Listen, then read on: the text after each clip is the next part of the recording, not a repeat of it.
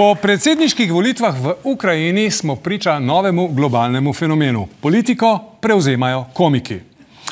Najprej je v Italiji Beppe Grillo pokazal, da je za uspeh v politiki dovolj, če si smešen na internetu. Potem je naš Marjan Šarec dokazal, da je za uspeh v politiki dovolj, da znaš politike imitirati. Zdaj pa v Ukrajini Volodimir Zelenski dokazuje, da če si dovolj dober za 3 sezone televizijske serije, v kateri igraš predsednika, si dovolj dober tudi za pravi predsedniški mandat.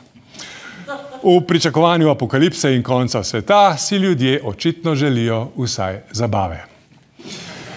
Prihod teh novincev v politiko je zaskrbljujoč, saj so Ameriko, Evropo in tudi Slovenijo doslej vodili le ugledni in uglajeni profesionalci.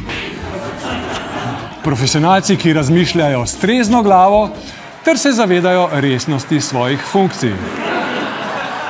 Novi obrazi, ki jih zanimata samo zabava in videz, pa lahko zavedno zrušijo krhko razmerje zaupanja med množicami in njihovimi voditelji. Tako si je tudi stranka SDS v svojih vrstah zaželela nekoga, ki se mu Slovenci že dolgo smejimo. Na evropske volitve se je SDS podala skupaj s stranko SLS in Marjanom Podobnikom. Mlajši od bratov Podobnik se je nekoč ukvarjal z rejo krav in kokoši, zdaj pa bo na volitvah nagovarjal ovce. Svojo kandidaturo je napovedal bitko za naziv najbolj smešnega Marjana slovenske politike. Na nove razmere pa se pripravljajo tudi v Levici, v kateri bodo svojega paradnega šaljivca poiskali kar v lastnih vrstah. Eden od kandidatov, Franc Trček, je včeraj v parlamentu svoj nov stand-up material preizkušal takole.